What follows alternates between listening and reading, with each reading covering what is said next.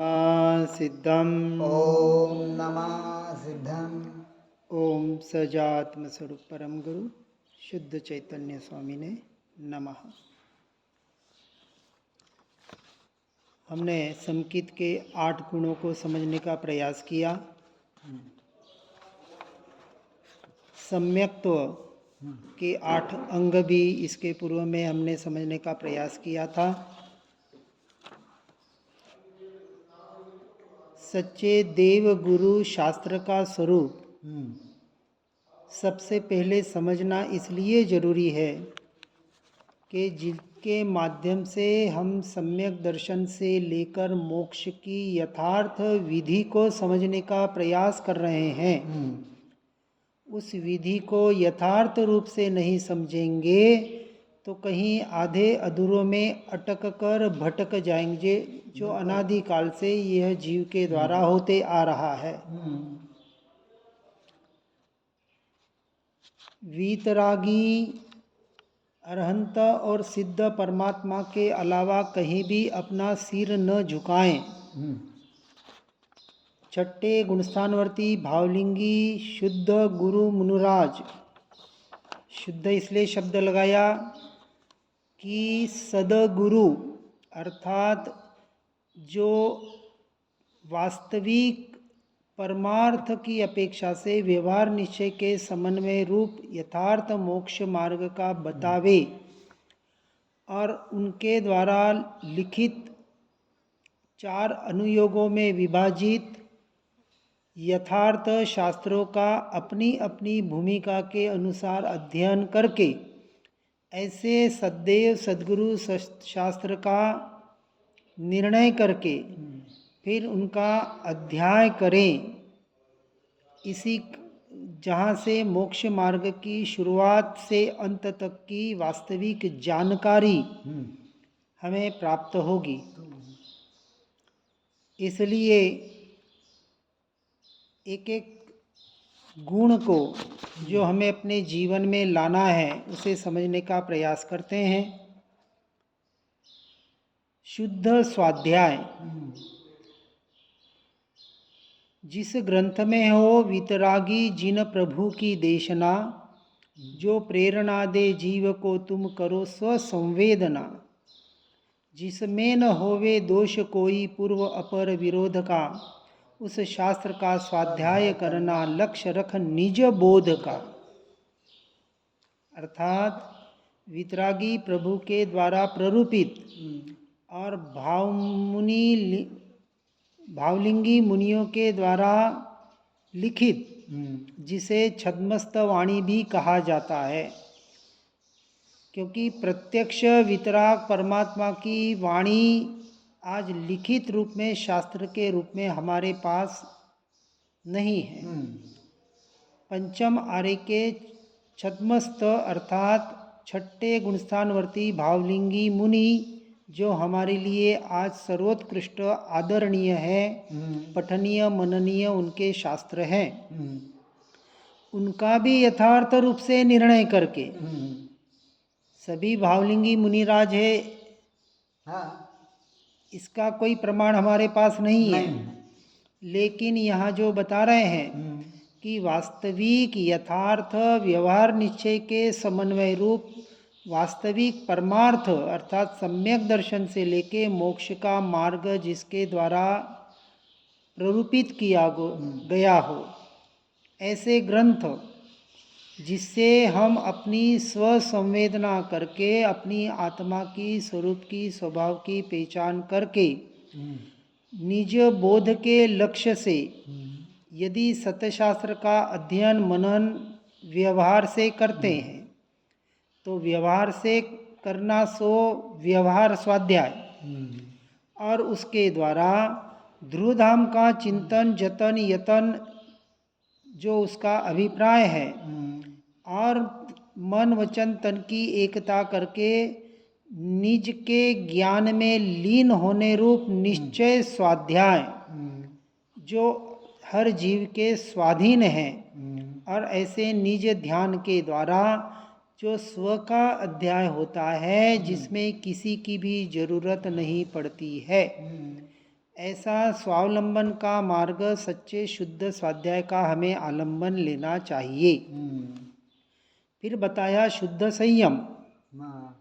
संयम कहा है द्विविध, पहला इंद्रिया मन वश करो, षटकाय जीवों पर दया रक्षा अपर संयम धरो, पंचेंद्रियों के अश्व चंचल है इन्हें वश में रखूं, संयम सहित धर कर धर्म अमृत रसायन को चखूं। व्यवहार से संयम कहा, निश्चय सूरत निज की रहे, मैं शुद्ध हूँ उपयोग सम्यक ज्ञान धारा में बहे, रत्नत्रय का निर्मल सलिल जो ज्ञानमय नित बह रहा, अवगाह इसमें नित करो, निश्चय यही संयम कहा। व्यवहार और निश्चय जो हमने समझने का प्रयास किया था हमारे तत्व चर्चा में, वीरति और चारित्र, इसी का नाम संयम है। चौथे गुणस्थानक में अविरत सम्यक दृष्टि है, व्यवहार की अपेक्षा से कोई संयम नहीं है, फिर भी स्वरूपाचरण चारित्र कहा, निश्चय संयम। पांचवें में देश वीरति, पांच अणुवृत्त 11 प्रतिमा रूप व्यवहार संयम, जिसे देश संयम या देश वीरति कहा। लेकिन उसके साथ निश्चय संयम अर्थात अपनी आत्मरमणता की शुद्धि की वृद्धि, अर्थात संयमाचरण चारित्र, अर्थात चौथे में 6 महीने के भीतर भीतर आत्मानुभूति हो रही थी, अब पांचवें में 15 दिन के भीतर भीतर उस जीव को आत्मानुभूति होगी ही होगी। उसका वो प्रयास करेगा सामायिक के माध्यम से। और छठे गुणस्थानक में 5 महाव्रत, 28 मूल गुणों का पालन, आहार विहार निहार की शुद्ध क्रिया, ये हुआ व्यवहार संयम, उसे कहा सर्ववीरति।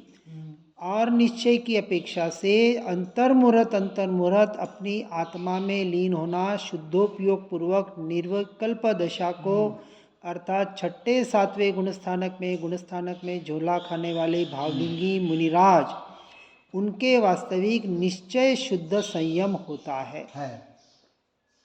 तो इस अपेक्षा से व्यवहार निश्चय का यथार्थ समन्वय इस मोक्ष मार्ग में हमें अपने भूमिका के अनुसार करना है। फिर कहा शुद्ध तप, इच्छा निरोधा तपसा, आचार्य उमा स्वामी ने बताया, इच्छा रहित निकलेश हो तप साधना उर धारणा, 12 विधि तप आचरण कर कर्म रिपु निर्वारणा, रागादि सब विकृत विभावों पर न दृष्टि डालना, निज रूप में लवलीन होकर शुद्ध तप को पालना। 12 प्रकार के तप बताए। व्यवहार की अपेक्षा से हम एक एक तप को एक एक दिन में करने का प्रयास करते हैं, लेकिन निश्चय नहीं की अपेक्षा से अंतर्मुहूर्त में 12 तप का साधन बनाकर और अंत के स्वाध्याय ध्यान और विसर्ग कायसर्ग, इनका सहारा लेकर अपने ध्यान में अपने स्वरूप में स्वभाव में लीन होना, सो सच्चा शुद्ध तप है। इस तरह से निश्चय और व्यवहार के द्वारा जो शाश्वत तप करता है और निर्द्वंद होकर जिसकी सारी व्यथा मिट जाती है, ऐसे पुरुषार्थ के मार्ग में जो कभी प्रमाद नहीं करता, उसे यह शुद्ध तप पहुँचता है। और शुद्ध तप में क्या होता है, तो यहाँ कहते हैं ज्ञान की झड़ियाँ लगती है, ज्ञान की झरना लगती है। हाँ, शुद्ध तप उसका नाम है कि जो अपने बाहर के व्यवहार का सहारा लेकर आलंबन से निरावलंबन, ऐसे अपने एकमात्र ज्ञान स्वभाव का आलंबन लेकर जब अपने ध्रुव तत्व में लीन होता है, तब सच्चा शुद्ध तप घटित होता है। इस तरह से यहाँ संवर निर्जरा की प्रक्रिया व्यवहार निश्चय की अपेक्षा से, व्यवहार से तो संवर निर्जरा नहीं है, निश्चय से ही संवर और निर्जरा है। ऐसी संवर निर्जरा अर्थात कर्मोक्षाक्षय व्यवहार की अपेक्षा से और निश्चय की अपेक्षा से एकमात्र कर्तव्य और आवश्यक अपनी आत्मा में लीन होने का प्रयास और पुरुषार्थ। फिर कहा शुद्ध दान, जो वीतरागी साधु उत्तम और मध्यम अनुरति तत्वार्थ श्रद्धानी जगन है पात्र अविरत समकिति। श्रावक सदा देतासु पात्रों को चतुर्विधि दान है, आहार औषधि भय अरु चौथा कहा वह ज्ञान है। 4 दान बताए व्यवहार से, तो बाहर यथा योग्य व्यवहार की अपेक्षा से दान करना है, लेकिन किसी को भी कुछ भी मानकर दान ना करें। भावना हो उत्कृष्ट, तो ऐसा नहीं कहा कि कोई भी वेशधारी दिख जाए और उसको दान कर लो और मान लो कि मैंने सच्चा दान कर लिया। इसलिए आहार औषधि अभय और ज्ञान 4 प्रकार का जो दान बताया, यथा योग्य रीति से व्यवहार से जितना बने उपयोग करें। लेकिन सच्चा दान किसे कहा अब निश्चय से समझते हैं। उपयोग का निज रूप में ही लीन होना दान है। उपयोग में स्वयं से स्वयं को दान करना ये निश्चय दान है, और इससे परमार्थ मोक्ष मार्ग प्रकट होता है। अब देखो यहाँ व्यवहार दान भी किसे कहा, जब हम अपनी आत्म साधना के लिए इस शरीर में यथा योग्य भोजन डालते हैं, योग्य अयोग्य नहीं, अभक्ष्य वाला नहीं, ठीक है ना, अपने नियम और भूमिका के अनुसार, उसे कहा इस शरीर को आहार दान दिया।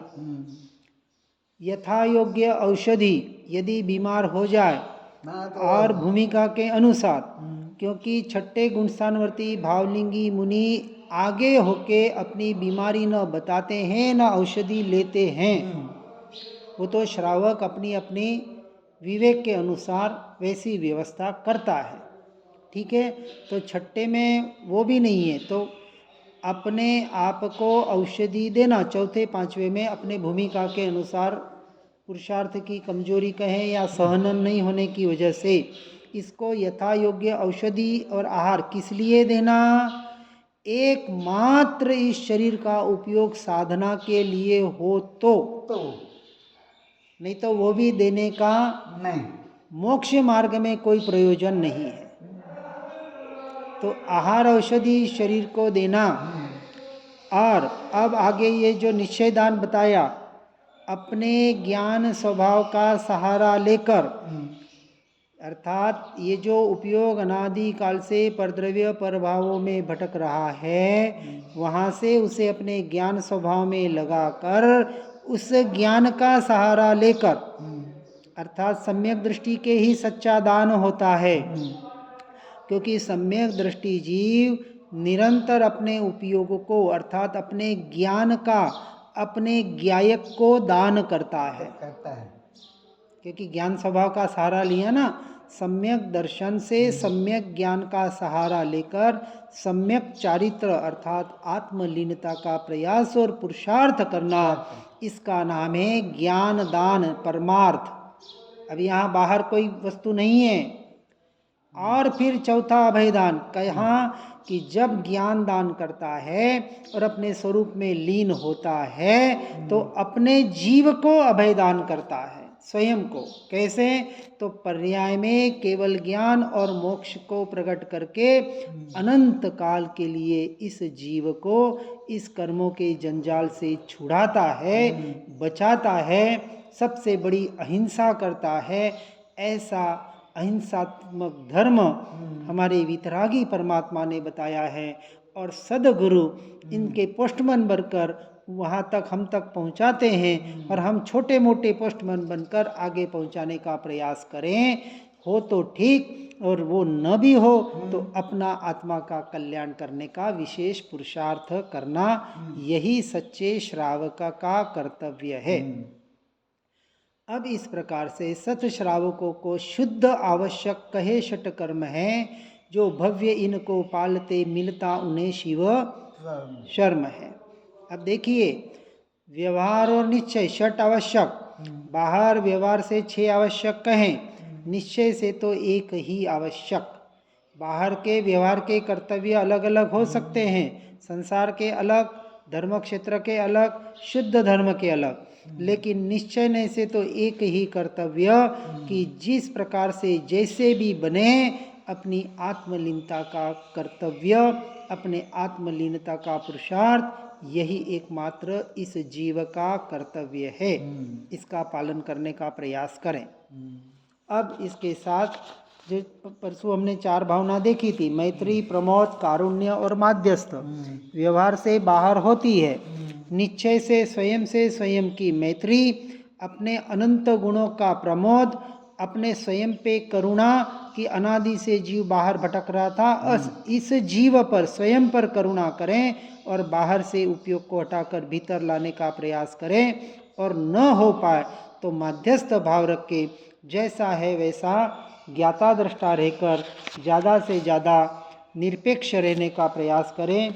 यह वास्तविक सच्ची पूजा होगी। यह अर्थात देखिए, पूजा देव जिन पूजन से निज पूजन, जिन पूजन बाहर का अपनी अपने विधि विधान से अनंत बार कर लिया, लेकिन निज पूजन नहीं कर पाए। जैसे सोहम, ओम नमः सिद्धम, इस प्रकार के जो जाप होते हैं, एक शब्दों के द्वारा, अपने भावमन के द्वारा जो उपयोग बाहर जा रहा है, ओम यानी सो, पंच परमेष्टि का जो स्वरूप है, वैसा ही हम, सिद्धम, वही मैं हूँ, ऐसा ही मैं हूँ। अब जब मैं हूँ तो अब देखो सोहम का और आगे का अर्थ बताते हैं। अब पहला व्यवहार का हुआ कि जो परमात्मा का स्वरूप, सो मेरा स्वरूप, ये हुआ बाहर का सोहम। निश्चय का सोहम क्या कहेगा? अब बाहर नहीं, निश्चय में बाहर का कुछ भी नहीं है। अर्थात जहाँ देवगुरु शास्त्र भी नहीं है तो अन्य तो बहुत दूर की बात, निश्चय शुद्ध निश्चय नहीं की अपेक्षा से वहाँ एक ही उपयोग कि सो, ये जो जानने में आ रहा है, ये जो जानने में आ रहा है, पर्याय में ये जो ज्ञान स्वभाव ज्ञायक जानने में आ रहा है, सो ये विकल्प अभी बाहर नहीं, ये जो ज्ञान स्वभाव जो पर्याय में जानने में आ रहा है, यही मैं, ये मैं का अर्थ क्या? हम, यानी ये जो जानने वाला जो जानने में आ रहा है, सो मैं हूँ, इसका नाम है सच्चा सोहम। और ऐसी स्वयं की तरफ दृष्टि करके अब ये सोहम, हम या मैं, ये सारे शब्दों का, इन विकल्पों का भी वहाँ से दृष्टि हट जाए और अपने दृष्टि को अपनी आत्मा में स्थिर कर ले। वहाँ कोई विकल्प नहीं, कोई विचार नहीं, कोई शब्द नहीं, कोई अक्षर भी नहीं, कुछ भी नहीं, मात्र अपने होने पने का एहसास रह जाए, अपने अस्तित्व का टंकोत्कीर्ण श्रद्धान के साथ शिकार हो जाए और उसमें लीन हो जाए, तो सम्यक दर्शन से लेकर मोक्ष की पूरी यात्रा वहाँ होती है।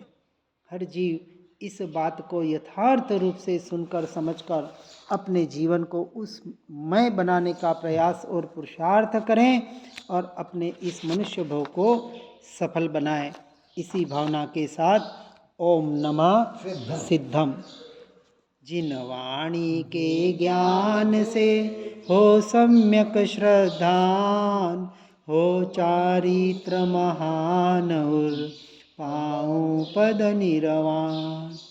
श्री जिन वाणी जिन वरवाणी, जग जीवों को सुखदानी, मोह विनाशक तत्व प्रकाशक, भविक जनों के मन आनी।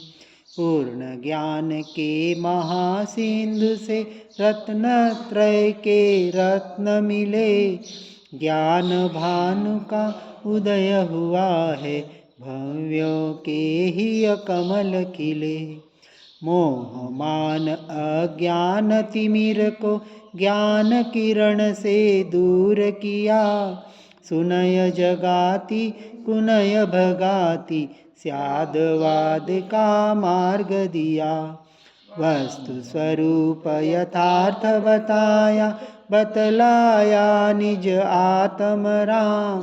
धन्य धन्य जिनवाणी माता, शत शत वंदन सतत प्रणाम। शत शत वंदन सतत प्रणाम। शत शत वंदन सतत प्रणाम।